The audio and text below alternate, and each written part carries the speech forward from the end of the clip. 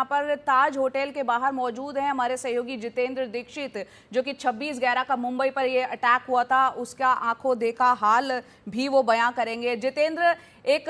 2008 का वाकया, ऐसा वाकया जो कि न सिर्फ भारत बल्कि पूरी दुनिया पर एक छाप छोड़ गया, क्योंकि जितने लोग यहाँ पर मारे गए उन सैकड़ों लोगों में कुछ विदेशी मेहमान भी थे जो कि ताज होटल में ठहरे हुए थे। आप उसी ताज होटल के बाहर मौजूद हैं, बताएं आज इस वक्त आपके पास क्या ताज़ा जानकारी और किस तरह की हलचल इस वक्त मुंबई में भी देखने को मिल रही है? देखिए, मैं इस वक्त उसी जगह पर मौजूद हूँ, ठीक गेटवे ऑफ इंडिया के सामने का जो मैदान है, ठीक उसी जगह पर मैं खड़ा हूँ जहाँ पर अब से 17 साल पहले जब 26 नवंबर 2008 की रात मुंबई में आतंकी हमला हुआ था, तब मैं रिपोर्टिंग कर रहा था। पीछे ये जो आप ताज होटल के दोनों टावर्स देख रहे हैं, एक तरफ पुरानी विंग है और एक तरफ नई विंग है, नया ताज का टावर है, ये उस हमले का शिकार हुए थे ये दोनों ही। और 4 आतंकी, पहले जो 10 आतंकी उतरे थे उसमें से 2 आतंकी पहले इसी ताज होटल के पीछे की तरफ लियोपोल्ड कैफे है, हमले की शुरुआत वहां से हुई थी। सबसे पहले उस लियोपोल्ड कैफे में वहां पर दोनों आतंकियों ने अंधाधुंध गोलीबारी की। ये एक पॉपुलर कैफे इस इलाके का है जहां पर अक्सर विदेशी सैलानी आते हैं, खास करके यूरोप, अमेरिका और इजराइल के लोग अक्सर उस रेस्टोरेंट को विजिट करते हैं। और उन दोनों ने वहां फायरिंग करने के बाद ये जो ताज टावर का आप मुख्य गेट दरवाजा सामने की तरफ है, इसके भीतर वे दोनों घुस गए थे और 2 लोग पीछे की तरफ से घुसे इस ताज होटल के अंदर। और इन चारों लोगों ने करीब 59 घंटे तक यहाँ पर लोगों को अंदर बंधक बना के रखा। 59 घंटे तक यहाँ पर ऑपरेशन चला। 26 नवंबर 2008 की रात 9:30 बजे ये हमला शुरू हुआ था और 29 नवंबर को सुबह 8:30 बजे जब आखिरी आतंकी मारा गया तब ये हमला खत्म हुआ था। मैं इस पूरे हमले के दौरान लगातार इसी जगह से यहीं पर खड़े होकर मैं रिपोर्टिंग कर रहा था और जब आखिरी आतंकी जो पुराने ताज का आप जो निचला हिस्सा देखेंगे वहाँ पर जब एनएसजी ने आखिरी आतंकी की लाश बाहर फेंकी थी, उसके बाद ही ऐलान हुआ था कि ये पूरी तरह से अब सैनिटाइज हो चुका है ताज होटल और यहाँ से सभी आतंकियों को निकाल दिया गया है। लेकिन इस तरह का हमला, इसने कई सारे सवाल खड़े किए थे कि जिस तरीके से मुंबई पुलिस काम कर रही थी आतंकवाद से निपटने के लिए, जो उसकी रणनीति थी, वो कहीं ना कहीं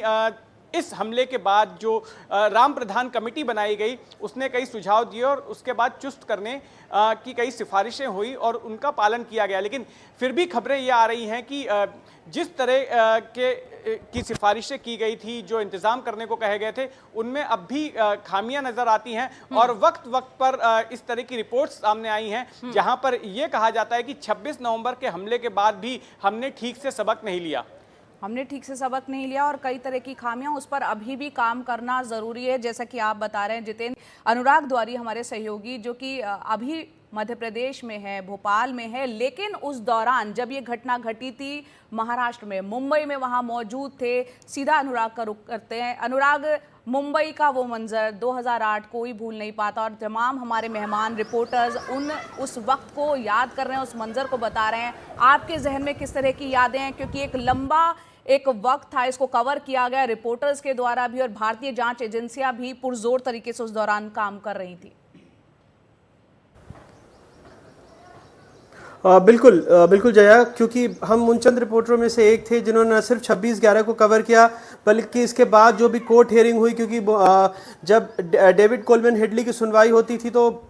वहाँ के वक्त के हिसाब से बॉम्बे हाई कोर्ट में सुबह 4 बजे हम लोगों को पहुंचना होता था, तो उस दौरान को भी कवर किया और बहुत सारी ऐसी बातें, क्योंकि उस रात मैं दफ्तर में डेस्क पर अकेला था और कैसे अपने साथी रिपोर्टर्स को बुलाया और कैसे मैं वो रिस्पॉन्डर था जो डेस्क का काम, उसके बाद सारी चीज़ें छोड़ के जब डेस्क के कुछ और साथी आ गए तो सबसे पहले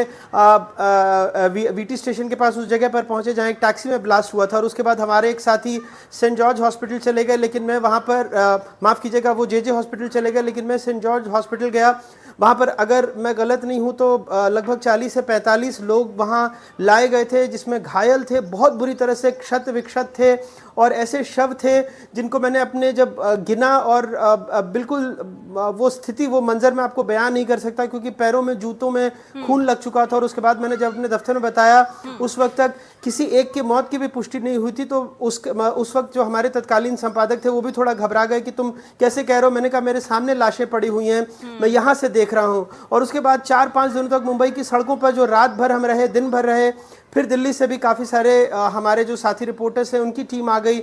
लेकिन वो मंजर जब ताज के 2 जो शेफ़ थे, शायद अगर मैं गलत नहीं हूँ, जहाँ तक मुझे याद है, अपनी गाड़ी में बैठकर मैंने उन्हें अस्पताल पहुँचाया था। उनमें से एक के पैर में गोली लगी थी और उन्होंने मुझसे कहा था कि आप लोगों को आइडिया भी नहीं, आप लोगों को अंदाज़ा भी नहीं है कि इस वक्त क्या स्थिति बनी हुई है जो होटल है उसके अंदर। तो तमाम ऐसी बातें हैं। और अब जब तहव्वुर राणा जो एक